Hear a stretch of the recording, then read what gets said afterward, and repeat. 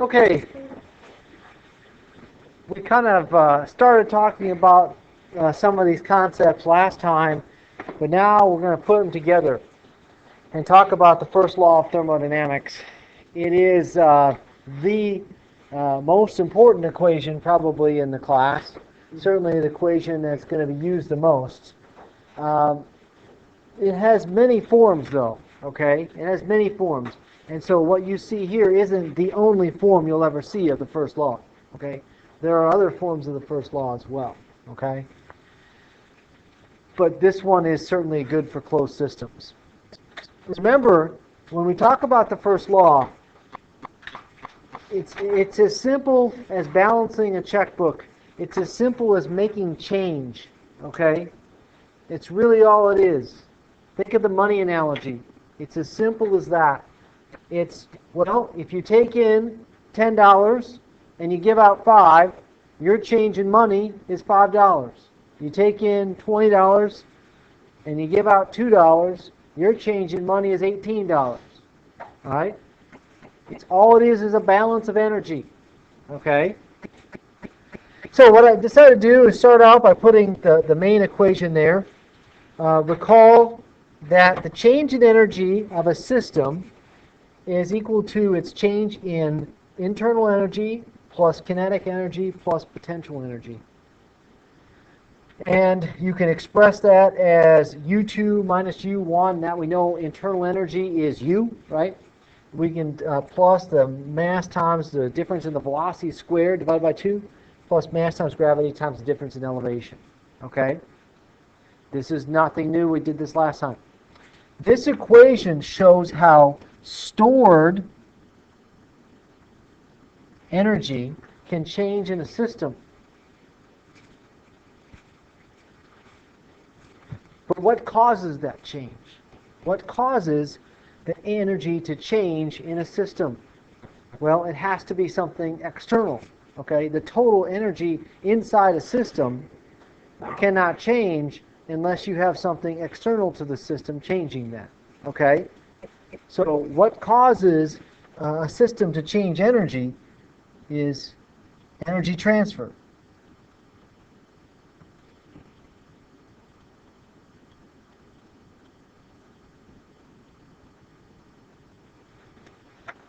Okay? Thus, we can write the following relationship. The change in energy of a system has to do with its energy transfer. And there are two forms of energy transfer we're going to we'll talk a lot about in this class. Heat and work. The change in energy of a system is equal to Q minus W.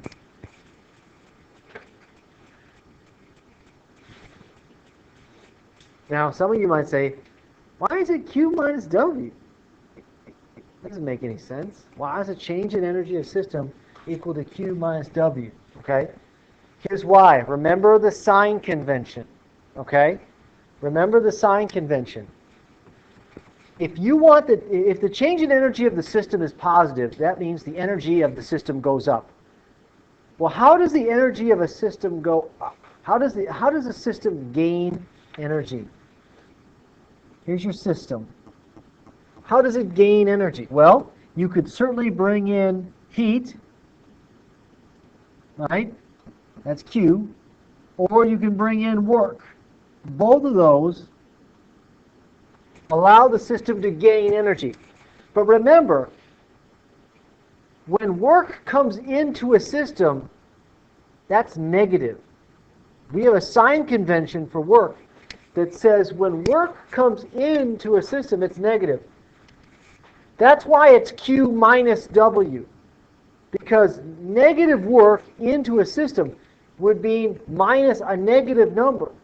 Well, we all know minus a negative number is a positive number, right? So if both of them are coming in, both of them are going to increase the energy of the system. But when work comes in, it's negative, so minus a negative work means it's plus.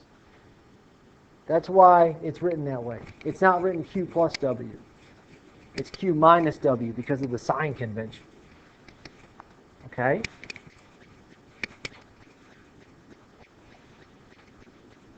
when work goes in, Yep. it's actually negative. It's actually negative work. Yep. And again, the reason why it is, because it sure is confusing when you first think about it. It's like, why don't you just have the inputs be positive and the outputs be negative? Well, it's because we want our system to take heat and turn it into work. That's why heat in is positive and work out is positive.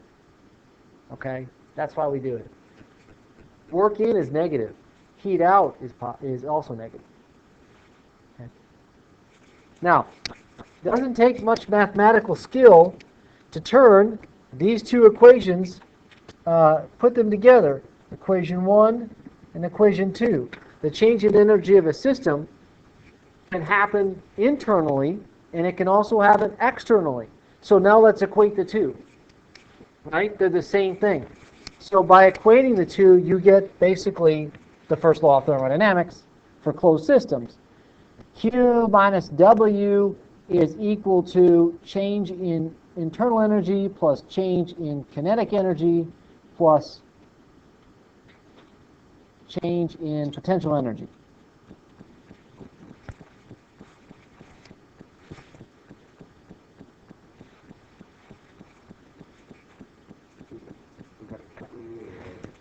Oh, yeah, I tried to be explicit there, and I didn't do a good job. That should have been a capital U. Everything in this point is capital. I haven't done per mass yet, okay? But I was going to be more explicit. Obviously, I could also write this like this. Q minus W equals U2. This is still capitals. Make sure it's capital. Like that. U2 minus U1 plus mass V2 squared minus V1 squared over 2 plus mass G Z2 minus Z1. You could write it that way. But that's the same thing as what you already have above. Right? There's nothing new there. There's nothing new with that. It's the same thing as what's up there. Z elevation, height. So it has to do with potential energy.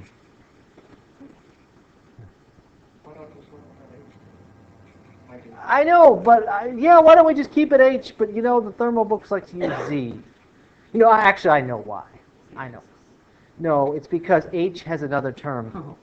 H is going to have special meaning in this class. That's why. And you'll find out very soon what H means. And that's why. So, I know. Yeah, we call it Z because H has a special meaning in this class, and we're going to use H a lot for something else. Okay. In fact, you'll see a little bit of it today. Okay. You'll even see a little bit of what H means today. So we call it Z. Okay. You can also write this on a per mass basis. So that means little q minus little w equals U2 minus U1 plus V2 squared minus V1 squared over 2 plus G Z2 minus Z1. Like that. Again, same equation, nothing new here.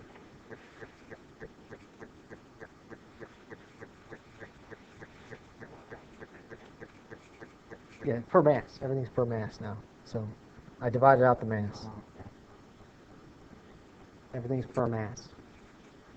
I would say we'll use the per mass basis equation quite a bit.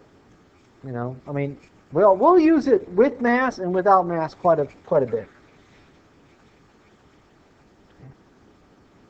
It's really the same thing. Okay? This is the first law of thermodynamics for closed systems. Now, when we get to control volumes, it'll be slightly different, but really not much. Okay? It's really not much different. Okay? You need to know this equation. By the end of the class, you need to be experts on the first law. Okay? You can't pass thermo unless you can do the first law really well. Okay? I don't mind if you screw up on the second law, because the second law is hard to understand. It's messy. It's one of those things that you'll make some mistakes on. Okay? The first law, though, you can't screw up on it. You got to be able to balance a checkbook. You got to be able to make change. And you got to be able to do the first law of thermodynamics because they're all the same thing. It's basically balancing the energy in and the energy out and the energy stored. Okay? The difference between the energy you bring in and the energy you take out is the energy you store. That's all there is to it. Okay? Unfortunately, we try to make it more complicated than that sometimes, but that's all there is to it. What energy is going in, what energy is coming out, and the difference between the two must be stored inside the system. That's it. Okay? We're going to use this or something like this a lot, quite often.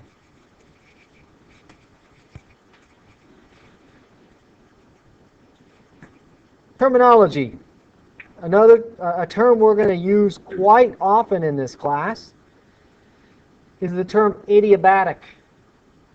It means simply no heat transfer.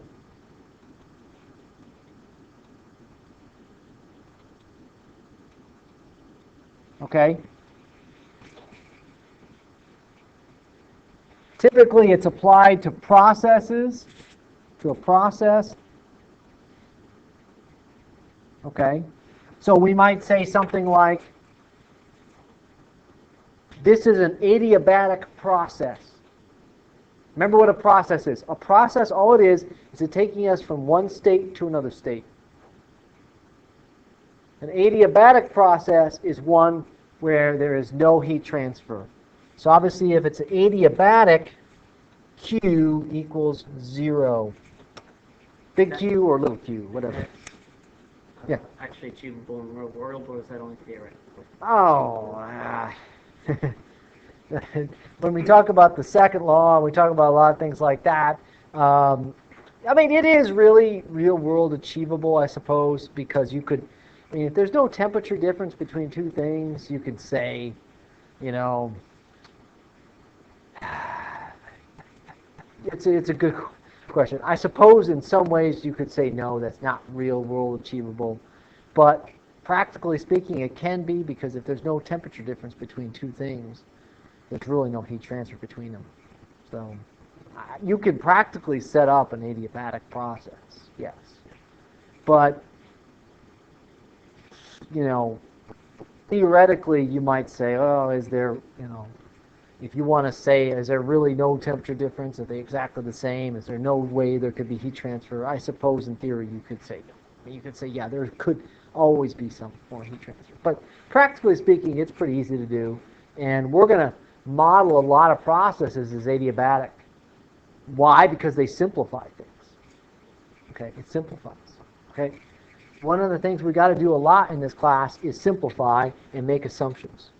Okay, so let's try this. A couple of examples.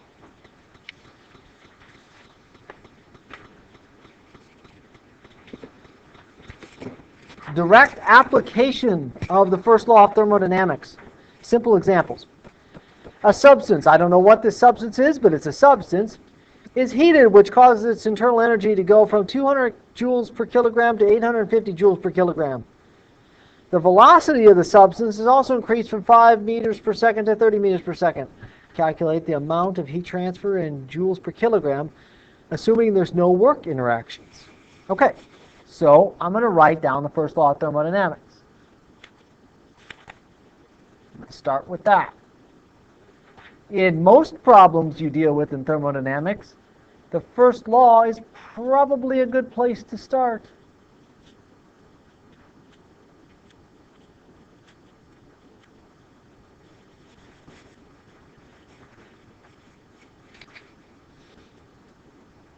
Okay? Now, you might ask, why did I write down the per mass version of it? Why didn't I write capital Q, capital W, capital U? We don't know. The mass is not given. That's one good clue. If mass is not given, then probably need to do everything on a per mass basis. And the second clue is the internal energy is given on a per mass basis. Right? Look at the problem. It's given per mass. So I'm thinking both those clues say, tell me to write it per mass. Okay? Is it always that obvious? No. Sometimes you'll go, I don't know. But most of the time, you should be able to figure out, do I need to write this per mass, or do I need to write this just as a total energy? Okay. So typically the next step after you analyze a problem, you write the first law, is you start asking yourself, what kind of assumptions can I make? Because I'm always trying to simplify things. Okay? I don't want to make this more complicated than I need to be. And when I look at the first law, there's a lot of different terms, there's a lot of different stuff. Is there anything there I can take out? Simple, say. You can take out the potential energy. The height doesn't seem to change at all. How do you know? I guess you make that assumption, right? I make that assumption because it doesn't give us a height. Exactly. It's not changing height. Exactly. Good. So we're going to assume that potential energy effects are zero, basically. There's no, potential energy. Why? Because the height, there's no height information given. There's nothing like that. So I'm going to take that out. Anything else? The W, yeah. I mean, it even tells me that one in the problem. Is it an assumption if it's already telling me? I don't know. Whatever. Okay. So obviously we're going to also say W equals 0 because it says there's no work interactions.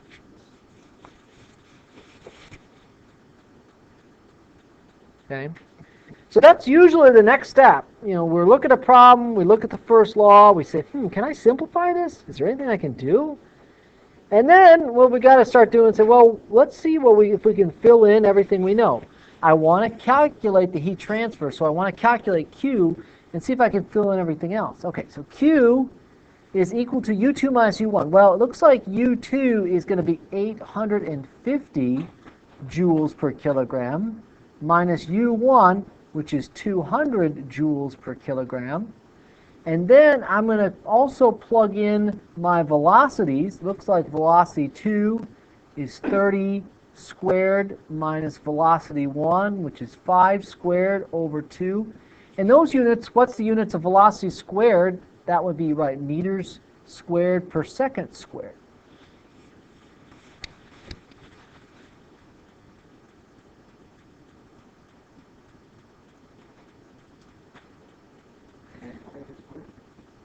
Velocity squared.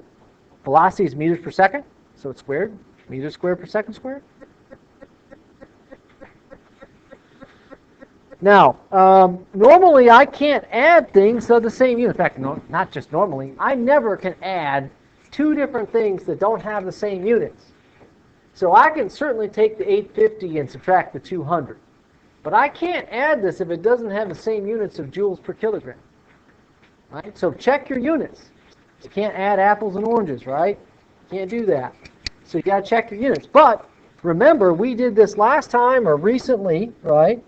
That if you can convert 1 meter squared per second squared is exactly the same thing as a joule per kilogram. It is the same units. Okay? So you can take that units out and say, oh, well, it's the same thing as a joule per kilogram. So now everything has the same units. Okay. Now we can simplify further. 850 minus 200, that's easy. That's 650, right? 650 joules per kilogram. And if you do the math there, 300 squared minus 5 squared divided by 2, you get 437.5, and that's joules per kilogram. So now all you have to do is add them. That's easy. You get 1,087.5 joules per kilogram.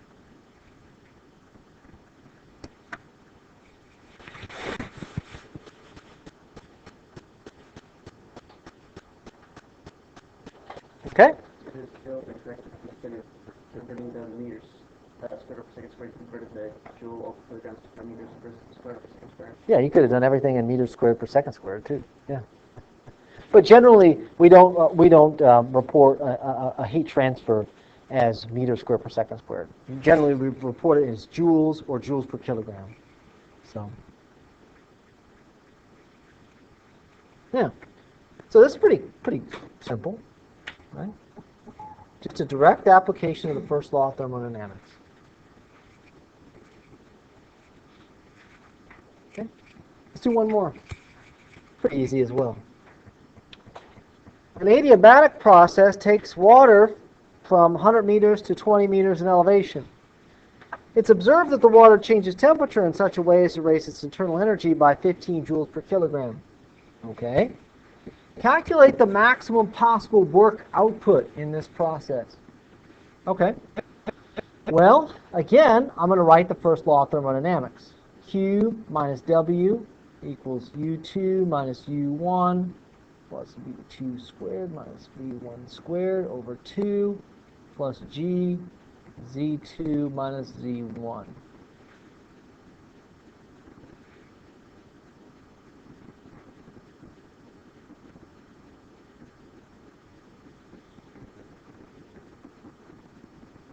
And again, I wrote it per mass. One, I don't know how much mass it is, and two, one of the units is in per mass, so I'm probably going to end up being per mass. Okay, so what assumptions can I make here?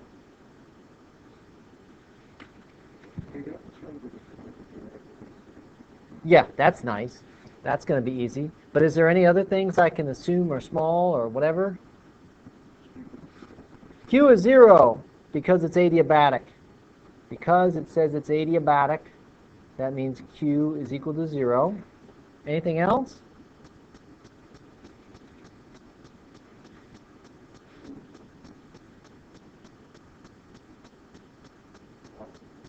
Yeah, I'm not given any velocity information.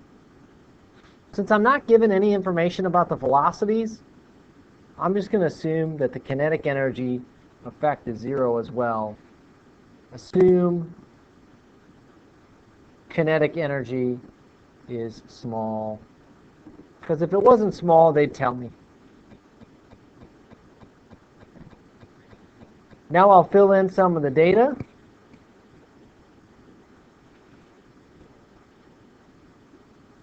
Now it didn't give me U2 or U1. It just said it raises it 15 joules per kilogram. So that would be U2 minus U1 is equal to 15 joules per kilogram. Right? Plus G, we know G is 9.81 meters per second squared times the elevation difference. It goes to 20 meters minus the initial elevation of 100 meters.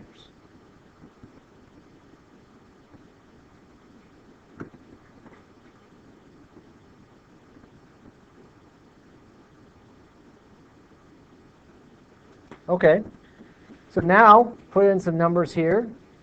You got minus W equals 15. If you write this out, if you multiply it out, 9.81 times 20 minus 100, you get minus 784.8. And everything is going to be in joules per kilogram because, again, the units here are meters squared per second squared, right? Because G is in meters per second squared, and then you multiply it by meters, you get meters squared per second squared. So, you know, everything's joules per kilogram. Therefore, the work minus work is equal to minus 769.8 joules per kilogram. If minus work equals minus 769.8 joules per kilogram, therefore the work must be equal to 769.8 joules per kilogram.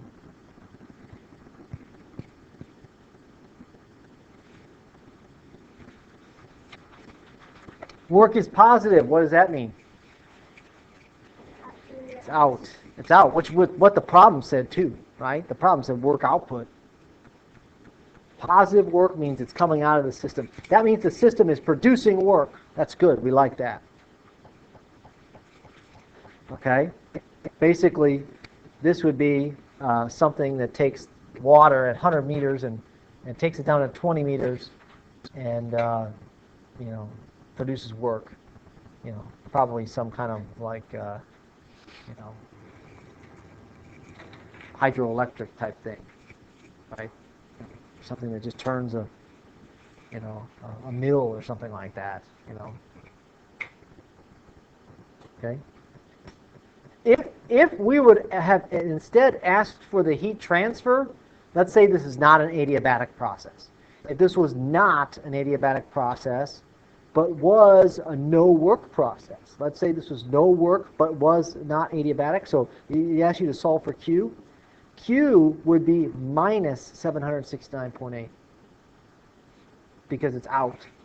It would have been out. Obviously, if there's no work, there would have been Q going out. But in this case, there's no Q, so there's work going out. That's positive. Okay? That can get confusing. I get it. I understand that. Is it clear? Clear? Sort of clear? Yeah. Here's the deal. We need to know more about properties. We need to know more about how to get those U's. U2 and U1. We need to know more about properties. We can't go on with the first law and do a whole lot more until we learn more about properties and learn more about internal energy and specific volume, pressure, temperature, all that. We need some more to learn there, okay? And so we almost have to take a little side trip for a little bit, for a week, maybe more than that, a little more than that, learn some property information, and then come back to this first law better equipped to solve problems, okay? And that's what we're going to begin to do next. But in the meantime,